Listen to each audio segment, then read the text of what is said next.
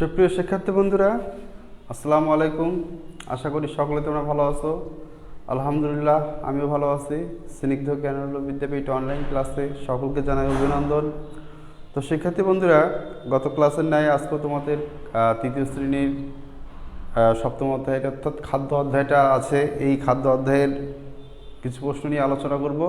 তো শিক্ষার্থী বন্ধুরা, গত ক্লাসে তো 1 নাম্বার এবং 4 নাম্বার এবং 3-এর দুইটা প্রশ্ন আলোচনা করেছিলাম। আজকে তোমাদের এই 3 নংয়ের সংক্ষিপ্ত প্রশ্ন অর্থাৎ 3, 4, 5, 6 এই 4টা প্রশ্ন নিয়ে আলোচনা করব। আশা করি তোমরা সকলেই এই অনলাইন ক্লাসে অংশগ্রহণ করেছো অথবা পরবর্তীতে আবার অংশগ্রহণ অনেকেই করবে। তো শিক্ষার্থী বন্ধুরা, যে প্রশ্নটা এখানে প্রথমেই যে সুষম খাদ্য কেন গ্রহণ করতে হবে, তাহলে সুষম খাদ্য কেন গ্রহণ করতে হবে এর আগে একদিন বলেছিলাম যে সুষম খাদ্যটা কি। যে খাদ্যে আমাদের দেহের প্রয়োজনীয় সকল পুষ্টি উপাদান বিদ্যমান থাকে তাকে সুষম খাদ্য বলে। অর্থাৎ যে খাদ্যে আমাদের দেহের প্রয়োজনীয় সকল পুষ্টি উপাদান, আমরা যে খাবারগুলো খাই, এই খাবারগুলো যেমন মাছ, মাংস, দুধ, ডিম, সবজি, ফলমূল এগুলো খাই, এগুলোতে যে উপাদানগুলো থাকে, এই যে সকল উপাদান যে খাদ্যটা থাকে তাকে সুষম খাদ্য বলে। সুষম খাদ্য কেন গ্রহণ করতে হবে? আমরা যে প্রত্যেকদিন কাজ করি বা বিভিন্ন রোগবালাইয়ের হাত থেকে দেহের ক্ষয়পূরণ করার জন্য, স্বাভাবিক বৃদ্ধি ঘটার জন্য, দেহকে সুস্থ এবং শক্তিশালী করার জন্য এই খাবারগুলো সুষম খাদ্য নিয়মিত গ্রহণ করতে হবে। তাহলে আমাদের সুষম খাদ্য কেন গ্রহণ করতে হবে? প্রথমত দেহকে সুস্থ এবং শক্তিশালী করতে হবে। সুস্থ বলতে রোগবালাই মুক্ত করতে হবে এবং আমাদের শক্তিশালী করতে হবে। বা আমরা পড়তে বসি যে অল্প একটু পরেই দেখা যায় ক্লান্ত অনুভব করি বা কোনো কাজ করতে ধরলে খুব দুর্বল অনুভব করি, এটা হবে না। সুষম খাদ্য গ্রহণ করলে আমরা সুস্থ থাকবো এবং শক্তিশালী হব। এরপর দেহের স্বাভাবিক বৃদ্ধি ঘটবে। আমরা যে ছোট থেকে বড় হয়েছি, এই যে বড় হচ্ছে, এই বড় হওয়ার পেছনে মুখ্য ভূমিকা পালন করে সুষম খাদ্য। সুষম খাদ্য খেলে আমাদের শারীরিক বিকাশ স্বাভাবিকভাবে হবে, আমাদের কোনো রোগবালাই হবে না। আমাদের নির্দিষ্ট সময়ে যে শারীরিক বৃদ্ধিগুলো হওয়া দরকার সেগুলো সবগুলোই হবে শুধুমাত্র সুষম খাদ্য গ্রহণ করলে। এরপর বিভিন্ন রোগবালাই থেকে আমরা রক্ষা পাবো। আমরা যে বিভিন্ন সময় আমরা বিভিন্ন রোগাগ্রস্ত হই, রোগে আক্রান্ত হই। আমরা যদি নিয়মিত সুষম খাদ্য গ্রহণ করি, সুষম খাদ্য যদি নিয়মিত খাই, তাহলে আমরা এই বিভিন্ন রোগ আমাদের কম হবে, অর্থাৎ রোগের সংক্রমণ কম হবে। এই যে সাধারণ জ্বর, সর্দি, মাথা ব্যথা, এই সাধারণ যে ছোটো ছোটো রোগগুলো, ডায়রিয়া, আমাশয়, এগুলো যদি আমরা সুষম খাদ্য গ্রহণ করতে পারি তাহলে এগুলো আমাদের কম হবে, কারণ এই সুষম খাদ্য আমাদের রোগ প্রতিরোধ ক্ষমতা বৃদ্ধি করবে। এরপর দেখো যে প্রশ্ন যে খাদ্য সংরক্ষণের 2টি উপায় লেখো। খাদ্য সংরক্ষণের 2টি উপায় লেখো। তো শিক্ষার্থী বন্ধুরা, আমাদের সারা বছরে একই খাবার বা একই খাদ্য পাওয়া যায় না। কোনো খাবার গ্রীষ্মকালে পাওয়া যায়, কোনো খাবার শীতকালে পাওয়া যায়, কোনো খাবার আবার বর্ষাকালে পাওয়া যায়। বিভিন্ন ফলমূল, শাকসবজি, আমরা এই খাদ্যগুলো সারা বছর পেতে পারি বিভিন্ন সংরক্ষণের উপায় অবলম্বন করে। একেই খাদ্য সংরক্ষণ বলে। খাদ্য সংরক্ষণ যেমন আমরা শুটকি মাছ, এটা শুটকি করা হয়, অর্থাৎ রোদে শুকিয়ে সারা বছর খাওয়া হয়, আর এটা সুস্বাদু খাবার। তো শিক্ষার্থী বন্ধুরা, এরকম রোদে শুকিয়েও খাদ্য সংরক্ষণ করা যায়। এরপর বা কিছু সিদ্ধ করেও খাবার সংরক্ষণ করা যায়। এরপর বর্তমান যে ফ্রিজ আছে, প্রত্যেকের বাসায় ফ্রিজ আছে, এই ফ্রিজেও কিছু খাবার রেখে কিছুদিনের জন্য সংরক্ষণ করা যায়। এভাবেও খাদ্য সংরক্ষণ করা যায়। তো শিক্ষার্থী বন্ধুরা, তাহলে আমরা যদি বলা হয় যে খাদ্য সংরক্ষণের 2টি উপায়, আমরা অনেকগুলো উপায় বলতে পারবো, 5-7টা উপায় বলতে পারবো। তাহলে খাদ্য সংরক্ষণের উপায় কি কি রোদে বা চুলার আগুনে শুকিয়ে খাদ্য সংরক্ষণ করা যায় এবং রেফ্রিজারেটরের অধিক ঠান্ডায় খাদ্য সংরক্ষণ করা যায়। অর্থাৎ ফ্রিজে আমরা যে খাবারটা রেখে দেই, এতে ফ্রিজের ভিতরে অনেক ঠান্ডা, এই ঠান্ডাও আর ভেতরে খাবারটা কি থাকে, ভালো থাকে, নষ্ট হয় না। তো শিক্ষার্থী বন্ধুরা, এরপর আছে পুষ্টি কি ব্যাখ্যা করো। পুষ্টি কি ব্যাখ্যা করো। তাহলে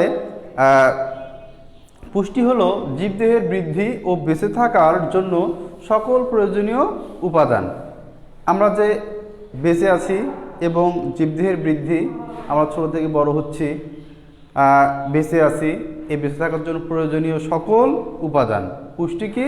পুষ্টি হলো জীবদেহের বৃদ্ধি ও বেঁচে থাকার জন্য প্রয়োজনীয় সকল উপাদান, অর্থাৎ আমিষ, শর্করা, চর্বি, এগুলো হলো পুষ্টি উপাদান।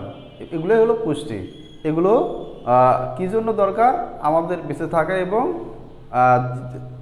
জীবদেহের বৃদ্ধির জন্য এই পুষ্টি উপাদান দরকার। তাহলে এছাড়া আরও কিছু পুষ্টি উপাদান রয়েছে, যেমন ভিটামিন এবং খনিজ লবণ। এই উপাদানগুলো ছাড়া শরীরের কি হয় না, বৃদ্ধি ঘটে না বা সঠিক বিকাশ হয় না।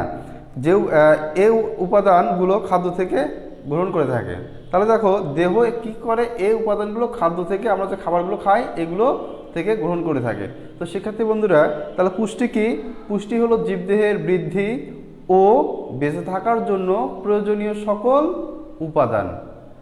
তাহলে এই যে আমরা বেঁচে আছি এবং জীবদেহের বৃদ্ধি, অর্থাৎ জীব যে আমরা একসময় ছোটো ছিলাম, ছোটো থেকে বড় হচ্ছি, এবং আমরা যে বেঁচে আছি, এই আমাদের সঠিকভাবে বেঁচে থাকার জন্য, সুস্থভাবে বেঁচে থাকার জন্য আমাদের কিছু পুষ্টি উপাদান দরকার। এই যে এই পুষ্টি উপাদানগুলো আমরা কোথা থেকে, আমিষ, শর্করা, চর্বি হলো এগুলো পুষ্টি উপাদান। তাহলে পুষ্টি হলো জীবদেহের বৃদ্ধি ও বেঁচে থাকার জন্য প্রয়োজনীয় সকল উপাদান। আমাদের খাদ্যে আমিষ, শর্করা, চর্বি হচ্ছে প্রধান পুষ্টি উপাদান। এছাড়াও রয়েছে ভিটামিন ও খনিজ লবণ। এই খাদ্য উপাদানগুলো ছাড়া জীবদেহ বৃদ্ধি ও বিকাশ সঠিকভাবে হয় না। দেহ এই উপাদানগুলো খাদ্য থেকে গ্রহণ করে থাকে। তো শিক্ষার্থী বন্ধুরা, তোমাদের একটা শীট দেওয়া আছে, এই শীটের ভিতরে উত্তরগুলো সুন্দর করে দেওয়া আছে, তোমরা সেখান থেকে সেগুলো পড়তে পারো এবং আমি বোর্ডে লিখবো, তোমরাও সেগুলো তোমাদের সাথে সাথে, আমার সাথে সাথে তোমরা সেগুলো তোমাদের খাতায় লিখবে। কারণ তুমি যদি লেখো তোমার অনেকটাই মনে থাকবে এবং অনেক পরবর্তীতে দু একবার বললেই হয়ে যাবে। তো শিক্ষার্থী বন্ধুরা, এরপর দেখো 3টি 12 মাসি ফলের নাম বলো। এখানে একটা প্রশ্ন যে 3টি 12 মাসি ফলের নাম। এখানে 3টি 12 মাসির ফলের নাম যে পেঁপে, তারপর কলা এবং নারকেল। পেঁপে, কলা, নারকেল এগুলো সারা বছর পাওয়া যায়। তো শিক্ষার্থী বন্ধুরা, এখানে শুধু 12 মাসি ফলের নাম না, যদি বলা হয় 12 মাসি শাকসবজির নাম বলো, তখন বলতে পেঁপেও তো সবজি, কাঁচা যখন থাকে তখন সবজি হয়। আবার তোমার কাঁচা কলা, এটাও সারা বছর পাওয়া যায়। এরপর লাল শাক, পুঁই শাক এগুলো সারা বছরেই পাওয়া যায়। তো শিক্ষার্থী বন্ধুরা, আমি এই প্রশ্নগুলো লিখব, তোমরাও অবশ্যই আমার সাথে সাথে সেগুলো লিখবা। তাহলে প্রথম প্রশ্ন,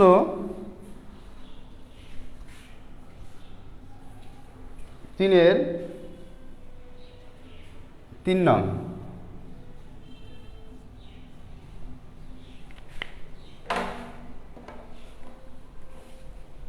তাহলে সুষম খাদ্য কেন গ্রহণ করতে হবে? তাহলে আমি প্রশ্নগুলো লিখবো না, শুধু উত্তরটাই লিখবো, তোমরাও আমার সাথে সাথে শুধুমাত্র উত্তরগুলোই লিখবা। প্রশ্ন তো তোমাদের বইয়ে আছে। সুষম খাদ্য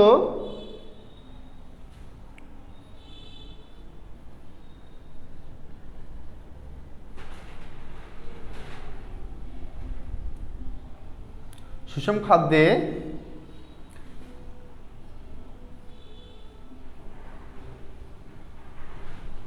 আমিষ,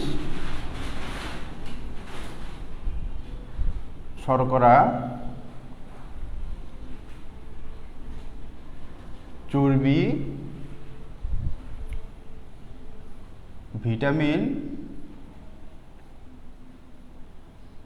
ভিটামিন ও খনিজ লবণ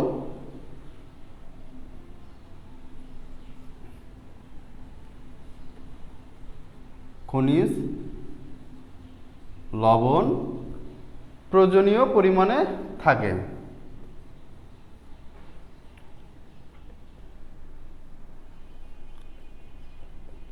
পরিমাণে থাকে। তো শিক্ষার্থী বন্ধুরা, তোমরা অবশ্যই আমার সাথে সাথে এগুলো লিখবা। দৈনিক সুষম খাদ্য গ্রহণ করলে যে আমরা সুষম খাদ্য কেন গ্রহণ করতে হয় সেটা এখন লিখবো। যে দৈনিক সুষম খাদ্য গ্রহণ করলে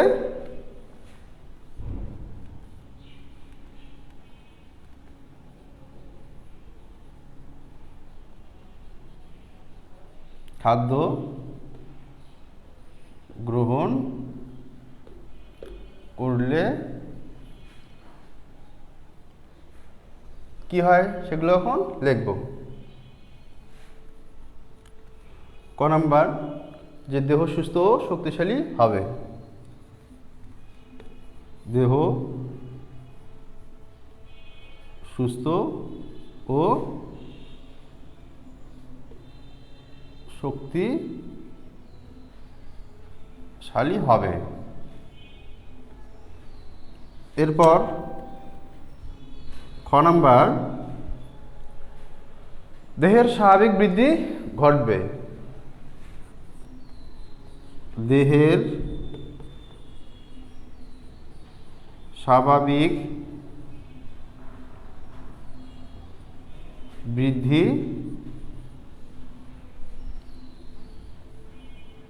ঘটবে। তো শিক্ষার্থী বন্ধুরা, এই যে সুষম খাদ্য কেন আমাদের খাওয়া দরকার, তাহলে সুষম খাদ্যে আমিষ, শর্করা, চর্বি, ভিটামিন ও খনিজ লবণ প্রয়োজনীয় পরিমাণে থাকে।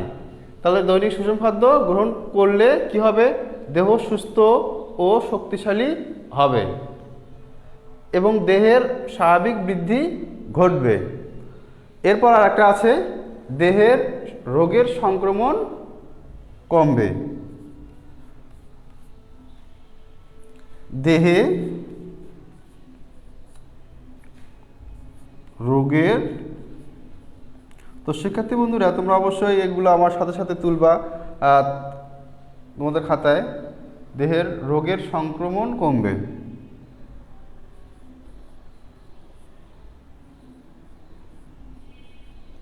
সংক্রমণ কমবে। তো শিক্ষার্থী বন্ধুরা, এটা সংক্ষিপ্ত প্রশ্ন, এই দুটা তিনটা লিখলেই হবে। যে সুষম খাদ্যে আমিষ, শর্করা, চর্বি, ভিটামিন ও খনিজ লবণ প্রয়োজনীয় পরিমাণে থাকে। দৈনিক সুষম খাদ্য গ্রহণ করলে দেহ সুস্থ ও শক্তিশালী হবে, দেহের স্বাভাবিক বৃদ্ধি ঘটবে এবং দেহে রোগের সংক্রমণ কমবে।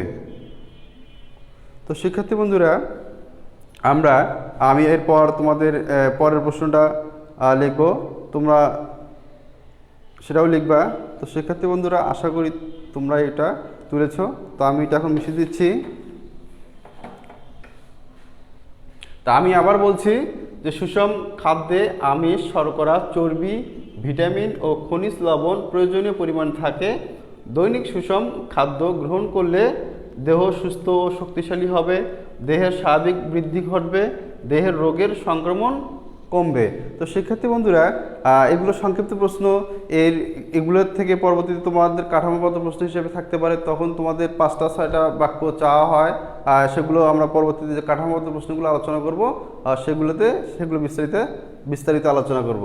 তো শিক্ষার্থী বন্ধুরা, আমি এগুলো ভেবে দিচ্ছি, আশা করি তোমরা এগুলো তুলেছ।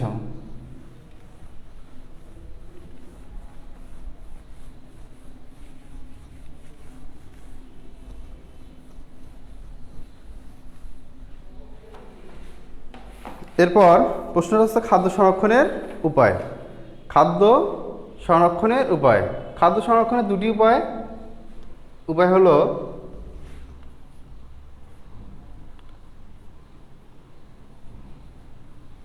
খাদ্য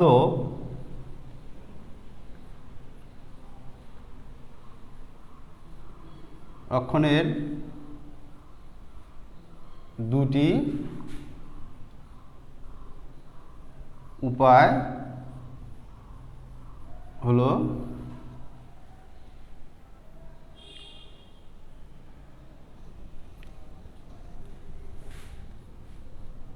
এক, অর্থাৎ ক, যে রোদে বা চুলার আগুনে শুকিয়ে খাদ্য সংরক্ষণ করা যায়। রোদে বা চুলার আগুনে খাদ্য শুকিয়ে খাদ্য সংরক্ষণ করা যায়। খাদ্য সংরক্ষণ করা যায়।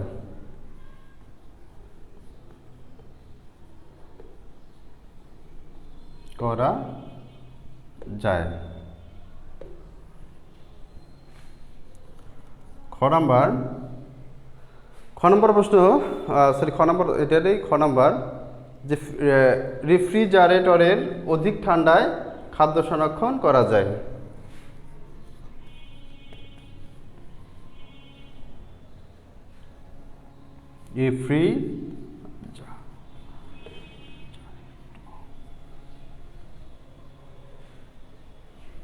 রেফ্রিজারেটরের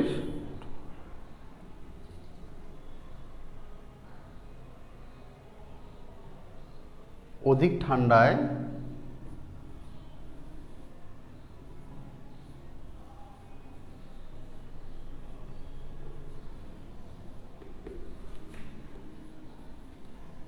খাদ্য সংরক্ষণ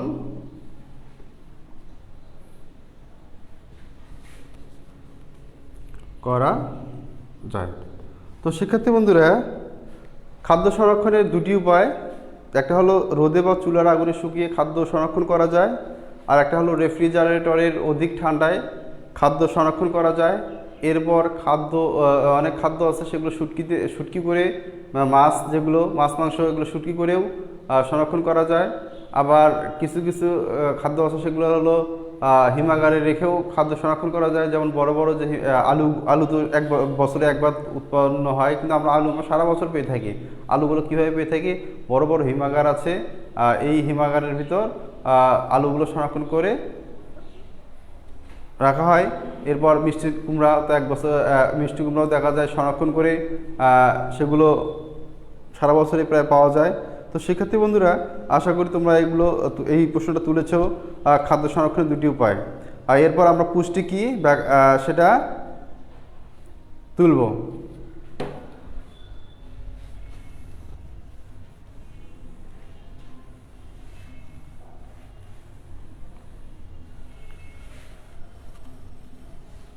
তাহলে পুষ্টি হলো জীবদেহের বৃদ্ধি ও বেঁচে থাকার জন্য প্রয়োজনীয় সকল উপাদান। আমাদের খাদ্যে আমিষ, শর্করা এবং চর্বি হচ্ছে প্রধান পুষ্টি উপাদান। এছাড়া রয়েছে ভিটামিন ও খনিজ লবণ। এ উপাদানগুলো ছাড়া জীবদেহের বৃদ্ধি ও বিকাশ সঠিকভাবে হয় না। দেহ এই উপাদানগুলো খাদ্য থেকে গ্রহণ করে। তাহলে 5 নম্বর প্রশ্নটা আমি লিখছি। পুষ্টি হলো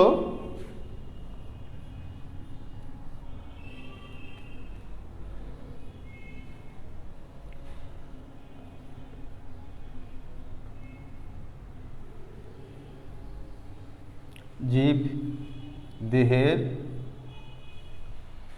বৃদ্ধি ও বেঁচে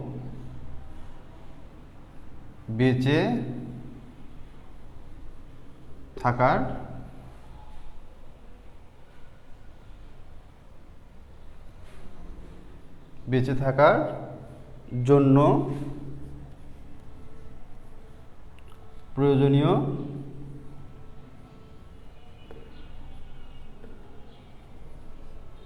প্রয়োজনীয় সকল উপাদান।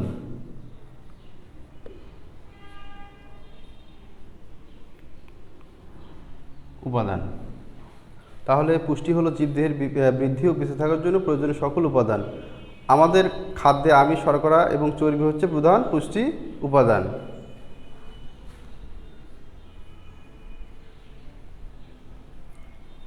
আমাদের খাদ্যে আমিষ,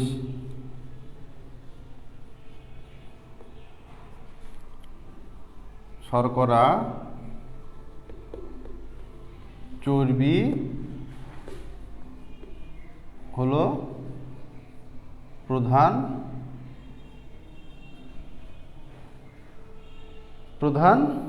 পুষ্টি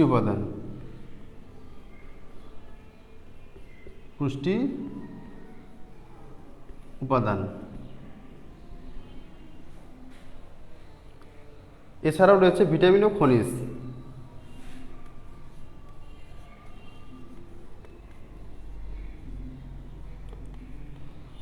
রয়েছে ভিটামিন ও খনিজ।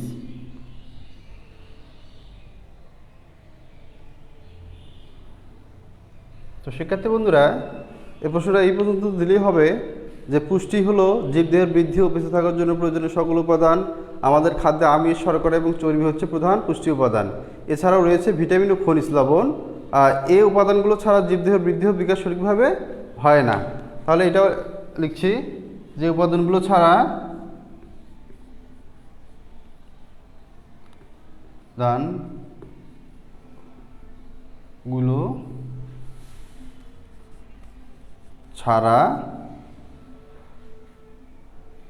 জীবদেহের বৃদ্ধি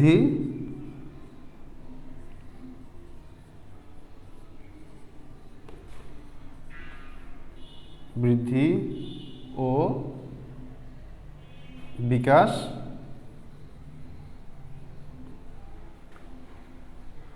সঠিকভাবে হয় না।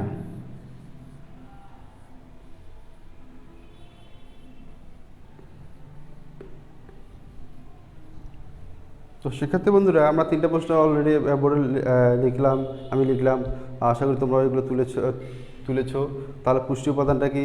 পুষ্টি উপাদান হলো জীবদেহের বৃদ্ধি ও বেঁচে থাকার জন্য প্রয়োজনীয় সকল উপাদান। আমাদের খাদ্যে আমিষ, শর্করা, চর্বি হলো প্রধান পুষ্টি উপাদান। আর এছাড়াও রয়েছে ভিটামিন ও খনিজ। এই উপাদানগুলো ছাড়া জীবদেহের বৃদ্ধি ও বিকাশ সঠিকভাবে হয় না। তো শিক্ষার্থী বন্ধুরা, এই প্রশ্নগুলো তোমাদের শিটে দেওয়া আছে, শিট থেকেও তোমরা করতে পারো। এরপর দেখো 3টি বারোমাসি ফলের নাম। এটা আমি লিখলাম না, কারণ এটা তোমরা সকলে পাবা। 3টি বারোমাসি ফলের নাম হলো পেঁপে, কলা, আর একটা হলো নারকেল। তো শিক্ষার্থী বন্ধুরা, তোমাদের আর আজকে আর অন্য কোনো প্রশ্ন নিয়ে আলোচনা করবো না। এই প্রশ্নটা মিশিয়ে দিচ্ছি। তোমাদের যে প্রশ্নগুলো দেওয়া হলো এই প্রশ্নগুলো সহ আর যে 3 নং যে প্রশ্নগুলো আছে সবগুলো তোমাদের বাসার কাছে থাকবে। তোমরা এগুলো ভালোভাবে পড়বা, লিখবা। তো শিক্ষার্থী বন্ধুরা, তোমাদের এজগুলো থাকবে পৃষ্ঠা 52 এর 3 নং। সব 3 নংয়ের যে 6টা প্রশ্ন আছে সবগুলো থাকবে।